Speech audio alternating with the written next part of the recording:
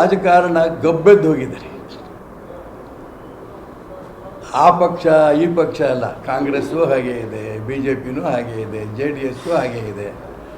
ನಾನೊಂದು political party ಕಾರ್ಯಕರ್ತ ಅಂತ ಹೇಳ್ಕೊಳ್ಳೋದಕ್ಕೆ ಎಲ್ಲ ಪಕ್ಷದ ಕಾರ್ಯಕರ್ತರು ಕೂಡ ಒಂದು ರೀತಿಯ ನಾಚಿಕೆ ಪಟ್ಕೋಬೇಕು, ಆ ರೀತಿ ಇದ್ದಾರೆ. ಯಾಕೆ ಕೇಂದ್ರದ ನಾಯಕರುಗಳೇನಾದ್ರು ಇದ್ದಾರೋ ಇಲ್ಲೋ, ಈ ಪಕ್ಷದ ಪರಿಸ್ಥಿತಿ ಹೀಗೆ ಆಗಲಿ ಅನ್ನೋದು ಬಿಟ್ಟುಬಿಟ್ಟಿಯಾರೋ ನನಗಂತೂ ಅರ್ಥ ಆಗ್ತಾಯಿಲ್ಲ. ಎಲ್ಲ ಕಡೆಯೂ ಗುಂಪುಗಾರಿಕೆ, ಎಲ್ಲ ಪಕ್ಷದಲ್ಲೂ ಗುಂಪುಗಾರಿಕೆ. ನಾನಂತೂ ಭಾರತೀಯ ಜನತಾ ಪಾರ್ಟಿನಲ್ಲಿ ಇಡೀ ಜೀವನ ಕಳೆದಿದ್ದೀನಿ. ಈ ಪಕ್ಷದ ಈ ಸ್ಥಿತಿ ನೋಡಿ ನನಗೆ ತುಂಬ ದುಃಖ ಆಗಿದೆ. ಅನೇಕ ಹಿರಿಯರು ಕಟ್ಟದಂಥ ಪಾರ್ಟಿ. ಡಾಕ್ಟರ್ ಶ್ಯಾಮಾ ಪ್ರಸಾದ್ ಮುಖರ್ಜಿಯವರು ಬಲಿದಾನನೇ ಮಾಡಿದ್ರು. ಪಂಡಿತ್ ದೀನ್ ದಯಾಳ್ ಉಪಾಧ್ಯಾಯರು ಜೀವನದ ತ್ಯಾಗ ಮಾಡಿದ್ರು. ಈ ರೀತಿ ಸಾವಿರಾರು ಜನ ಈ ಪಕ್ಷವನ್ನು ಕಟ್ಟೋದಕ್ಕೋಸ್ಕರ ತಪಸ್ ಮಾಡಿ ಕಟ್ಟರಂಥ ಪಾರ್ಟಿ ಇದು. ಇವತ್ತೇನು ಪರಿಸ್ಥಿತಿ ಇದೆ? ಈ ಪಕ್ಷಕ್ಕೆ ಸಿದ್ಧಾಂತವೇ ಇಲ್ಲ, ಹಿಂದುತ್ವ ಅಂತ ಅಂದ್ಕೊಂಡು ಹೋಗ್ತಿದ್ವಿ. ಎಲ್ಲ ಕಡೆನೂ ಜಾತೀಯತೆ.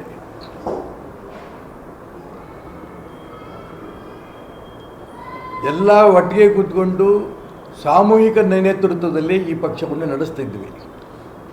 ಸಾಮೂಹಿಕ ನೇತೃತ್ವ ಅನ್ನೋಂಥ ಪ್ರಶ್ನೆ ಇಲ್ಲೇ ಇಲ್ಲ. ಈಗ ಒಂದು ಕುಟುಂಬದ ಕೈಯಲ್ಲಿ ಈ ಪಕ್ಷ ಸಿಕ್ಕಿದೆ. ಹೊಂದಾಣಿಕೆ ರಾಜಕಾರಣ, ಕಾಂಗ್ರೆಸ್ ಜೊತೆ ಹೊಂದಾಣಿಕೆ, BJP ಕಾಂಗ್ರೆಸ್ ಹೊಂದಾಣಿಕೆ ಅನ್ನೋದನ್ನು DK ಶಿವಕುಮಾರೇ ಸ್ಪಷ್ಟವಾಗಿ ಹೇಳಿದರು. ನಮ್ಮ ಭಿಕ್ಷೆನಲ್ಲಿ ನೀನು ಚುನಾವಣೆ ಗೆದ್ದಿದ್ಯಾ ಅಂತ ರಾಜ್ಯ ಅಧ್ಯಕ್ಷ ವಿಜೇಂದ್ರಿಗೆ ನೇರವಾಗಿ ಹೇಳ್ತಾರೆ. ಇನ್ನೊಂದು ಕಡೆ ವಿಜೇಂದ್ರ ಹೇಳ್ತಾರೆ, ನಾನೇನಾದ್ರು ಕೂಡ ವರುಣದಲ್ಲಿ ಸ್ಪರ್ಧೆ ಮಾಡಿದ್ದಿದ್ರೆ ಸಿದ್ದರಾಮಯ್ಯನ ಕಥೆ ಏನಿತ್ತು. ಇಷ್ಟು ನೇರ ಹೊಂದಾಣಿಕೆ.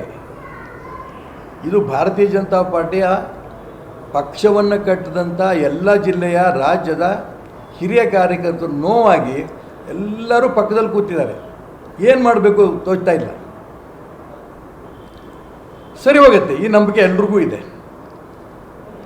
ಕಾಂಗ್ರೆಸ್ಸು ಒಂದು ಕಡೆ 5 ವರ್ಷ ಸಿದ್ದರಾಮಯ್ಯನವರೇ ಮುಖ್ಯಮಂತ್ರಿಯಾಗಿರ್ತಾರೆ ಅನ್ನೋ ಮಾತನ್ನು ಹೇಳ್ತಾರೆ. ಮತ್ತೊಂದು ಕಡೆ ಪಾರ್ಟಿಗಳು ಮಾಡ್ತಿದ್ದಾರೆ. ಹಿಂದುಳಿದವರು, ದಲಿತರು ಒಂದು ಸಭೆ. ಮತ್ತೊಂದು ಕಡೆ ನನ್ನನ್ನು ಯಾವುದೇ ಕಾರಣಕ್ಕೂ ಕೂಡ ಮುಖ್ಯಮಂತ್ರಿ ಅಂತ ಹೇಳಬೇಡಿ ಅಂತ DK ಶಿವಕುಮಾರ್ ಹೇಳ್ತಾರೆ. ಒಕ್ಕಲಿಗರ ಊಟಕ್ಕೆ ಸೇರ್ತಾರೆ. ಎಲ್ಲರೂ ಕೂಡ ನಾನೇ ಮುಖ್ಯಮಂತ್ರಿ ಆಗಕ್ಕೆ ನನಗೇನು ಕಡಿಮೆ ಇದೆ ಅನ್ನೋಂಥ ಮಾತುಗಳು ಎಲ್ಲ ಕಡೆ ಹೇಳ್ತಾ ಇದ್ದಾರೆ. ಮಾನ್ಯ ಮಲ್ಲಿಕಾರ್ಜುನ್ ಖರ್ಗೆ ಅವರು ಎಲ್ಲ ಬಾಯಿ ಮುಚ್ಕೊಂಡಿರಬೇಕು ಅಂತ ಹೇಳ್ತಾರೆ.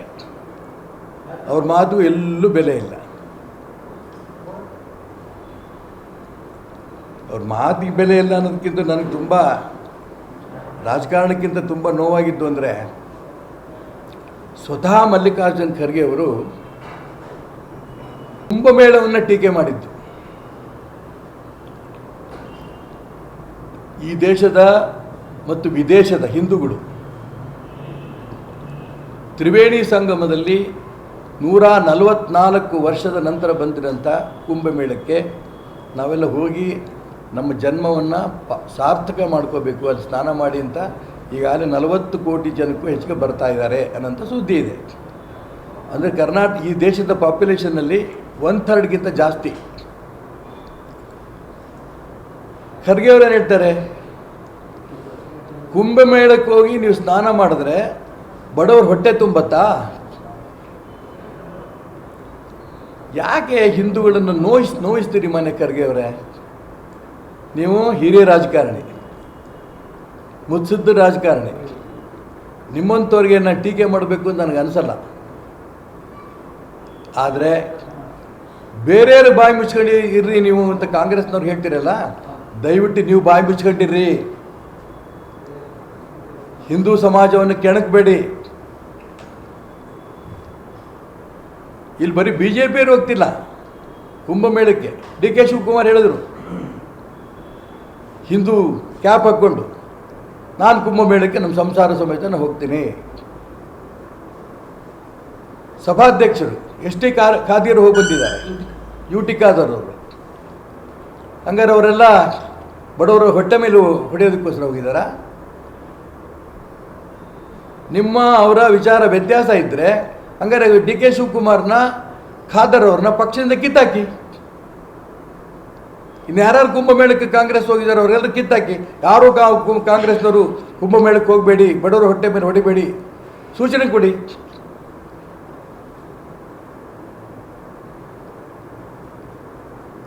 ಬರೋ ದಿನ ಹೀಗೆ ನೀವು ಮುಂದುವರಿಸಿದ್ರೆ ಬಹಳ ಕಷ್ಟ ಇದೆ. ಯಾಕೆಂದರೆ ಹಿಂದೂ ಸಮಾಜವನ್ನು ಬಹಳ ಕೆಟ್ಟದಾಗಿ ನಡೆಸ್ಕೋತಾ ಇದ್ದೀರಿ.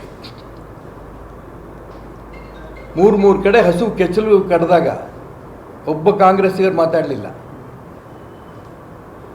ಹಸು ಬಾಲ ಕಟ್ ಮಾಡಿದಾಗ ಒಬ್ಬ ಕಾಂಗ್ರೆಸ್ಸಿಗರು ಮಾತಾಡಲಿಲ್ಲ. ಗರ್ಭದ ಹಸು ಮಾಂಸವನ್ನು ಮಾರಾಟ ಮಾಡ್ತಾರೆ, ಯಾರೂ ಮಾತಾಡಲಿಲ್ಲ. ಅದು ಹಿಂದೂ ಸಮಾಜ ಸುಮ್ಮನೆ ಕೂತ್ಕೊಳ್ಳಲ್ಲ. ಈ ರೀತಿ ಹಸುಗಳನ್ನು ಕೆಚ್ಚಲು ಕಡಿಯೋದು, ಗರ್ಭದ ಹಸು ಕಟ್ ಮಾಡೋದು, ಬಾಲ ಕಟ್ ಮಾಡೋದು ನಡೆದ್ರೆ ಹಿಂದೂ ಸಮಾಜದ ಯುವಕರನ್ನೇ ಯಾರು ಇದನ್ನು ಕಟ್ ಮಾಡ್ತಾರೋ ಅವ್ರು ಕೈಕಾಲು ಕಟ್ ಮಾಡ್ತಾರೆ ಅಂತ ದಿನ ಖಂಡಿತ ಬರುತ್ತೆ. ಈ ಎಚ್ಚರಿಕೆ ನಾನು ಕೊಡೋಕ್ಕೆ ಇಷ್ಟಪಡ್ತೇನೆ. ನಮ್ಮ ತಾಳ್ಮೆಯನ್ನು ದುರುಪಯೋಗ ಮಾಡ್ಕೋಬೇಡಿ, ದೌರ್ಬಲ್ಯ ಅಂತಲೂ ಭಾವಿಸ್ಬೇಡಿ. ಹಿಂದೂ ಸಮಾಜ ಜಾಗೃತಿ ಆಗೇ ಆಗುತ್ತೆ. ಈ ಬ್ರಿಗೇಡಿನ ಕೆಲಸನೂ ಕೂಡ ಈ ಹಿಂದೂ ಸಮಾಜವನ್ನು ಜಾಗೃತಿ ಮಾಡೋದು ನಮ್ಮ ಕೆಲಸ. ಆ ದಿಕ್ಕಲ್ಲಿ ನಾವು ಪ್ರಯತ್ನ ಮಾಡ್ತೀವಿ.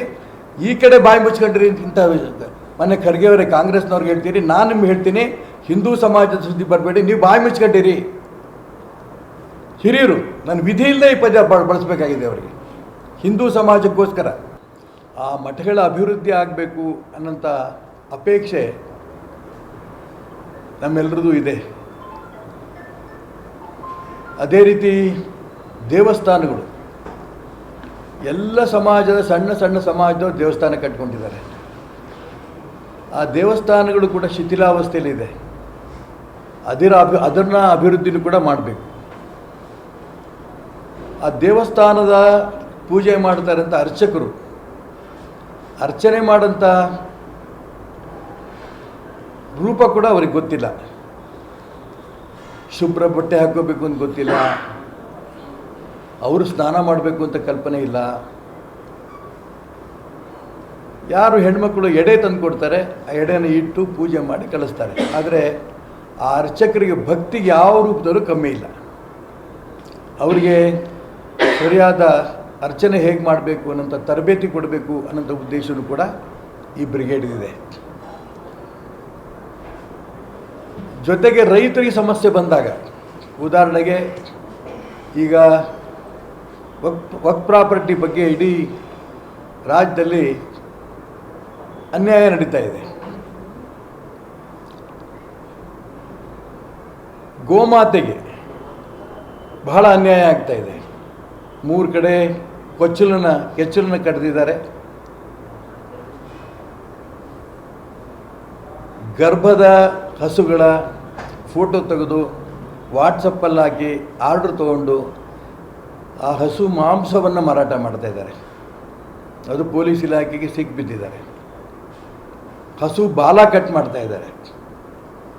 ಯಾವ ನಮ್ಮದು ಶ್ರದ್ಧಾ ಕೇಂದ್ರ ಅಂತ ಅಂದ್ಕೊಂಡಿದ್ದೀವೋ ಅದ್ರ ಮೇಲೆ ಆಘಾತ ಆಗ್ತಾ ಇದೆ. ಇಡೀ ಹಿಂದೂ ಸಮಾಜ ಇದನ್ನು ಖಂಡಿಸ್ತಾ ಇದೆ. ಒಟ್ಟಾರೆ ರೈತರಿಗೆ ಅನುಕೂಲ ಆಗಬೇಕು, ಗೋವಿಗೆ ನ್ಯಾಯ ಸಿಗಬೇಕು, ಹೆಣ್ಮಕ್ಳ ಮೇಲೆ ಅತ್ಯಾಚಾರ ಆಗ್ತಾಯಿದೆ ಅದು ನಿಲ್ಲಬೇಕು, ಸಾಧು ಸಂತರಿಗೆ ಗೌರವ ಸಿಗಬೇಕು, ಮಠ ಮಂದಿರಗಳಿಗೆ ಗೌರವ ಸಿಗಬೇಕು. ಈ ಎಲ್ಲ ಅಂಶಗಳನ್ನು ಕೂಡ ಇಟ್ಕೊಂಡು ಫೆಬ್ರವರಿ 4ನೇ ತಾರೀಕು ನಮ್ಮ ನಿರೀಕ್ಷೆಗೆ ಮೀರಿ ಇದೊಂದು ಉದ್ಘಾಟನೆ ಆಗ್ತಾಯಿದೆ. ಈ ಉದ್ಘಾಟನೆ ಆದ ನಂತರ ಮುಂದಿನ ಚಟುವಟಿಕೆಗಳು ಏನು ಮಾಡಬೇಕು ಅನ್ನೋದನ್ನು ಮತ್ತೆ ಒಟ್ಟಿಗೆ ಕೂತು ಚರ್ಚೆ ಮಾಡಿ ನಾವು ತೀರ್ಮಾನ ಮಾಡಿದ್ದೀವಿ.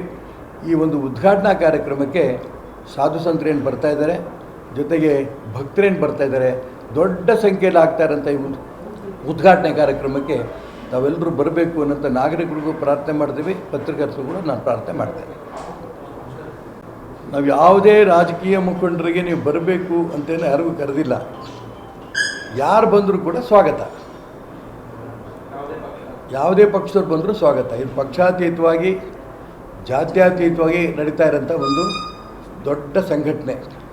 ನಾನು ಹೇಳಿದ್ನಲ್ಲ, 5 ತಿಂಗಳಿಗೆ ನಿರೀಕ್ಷೆ ಮೀರಿ ಇಷ್ಟೊಂದು ಸಂಘಟನೆ ಬೆಳೆದಿರಬೇಕಾದ್ರೆ ಬರುವಂಥ ದಿನ ಇಡೀ ಕರ್ನಾಟಕ ರಾಜ್ಯದ ಹಳ್ಳಿನಲ್ಲೂ ಕೂಡ ಹಿಂದುತ್ವವನ್ನು ಪ್ರಸರಿಸೋ ದಿಕ್ಕಿನಲ್ಲಿ, ರೈತರಿಗೆ ಅನುಕೂಲ ಮಾಡೋ ದಿಕ್ಕಿನಲ್ಲಿ ಎಲ್ಲ ಪ್ರಯತ್ನವನ್ನು ನಡೆಸ್ತೇವೆ.